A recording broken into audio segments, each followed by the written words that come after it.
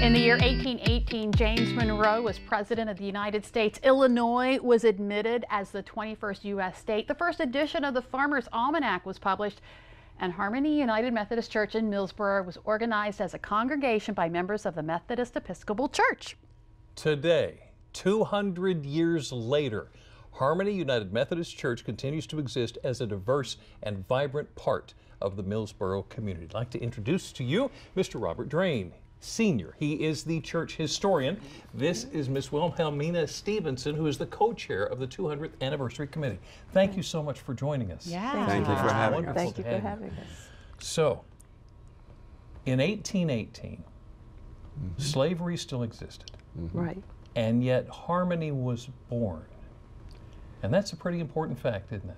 What is significant about that is the matter that if you look at the records from that particular period in Wright's, Kent, and Sussex County records, you'll find that of the families identified, and there were about 25 families, they were identified as free coloreds, mulattoes, Nanticoke Indians. It depends upon the source that you used.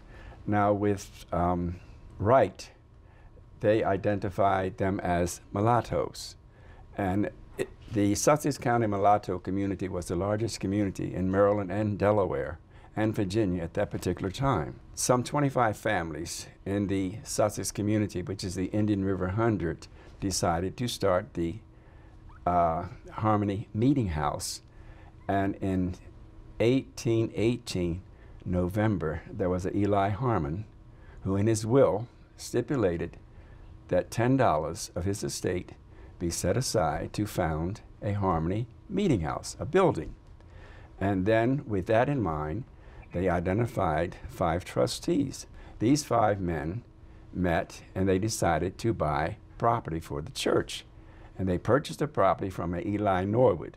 I do so want to hear all this, but something tells me we could spend the entire show with you. I am so sorry because it's got to be impossible to compact 200 years of history in just a couple of minutes. I do want to hear more, but let me ask you first.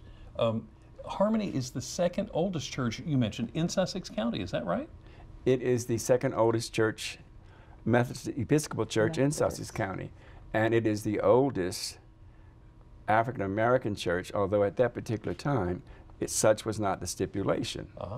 Depending upon who you read and the source that you use, some identify it as an African American church, while the community would not have identified it as such. That's why it's significant that you really identify the community as they saw it. Right. And most of the authors at the particular time were white, and they identified the community as free coloreds or mulatto. If you look at the tax records from 1795, they were identified as free coloreds.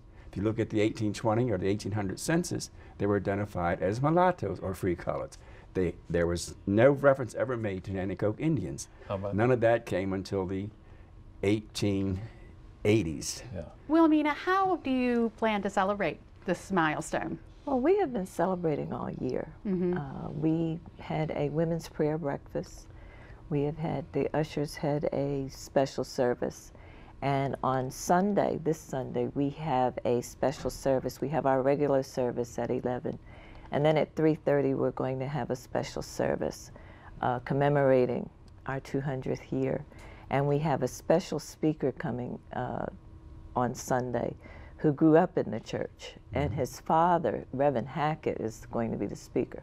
His father was one of the ministers at Harmony. Wow. Okay, so that's going to be special. It's going to be very special. He was the minister in the 1940s, 1946 through 1949, Reverend Hackett.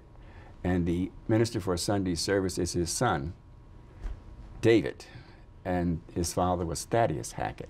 They came to us from Galena, Maryland in 1945. We don't want to miss Sunday service. No. No. And we're going to have all the information about the services on our website, delmarvalife.com. Thank you so much for coming in, and congratulations on such an incredible milestone in Sussex County.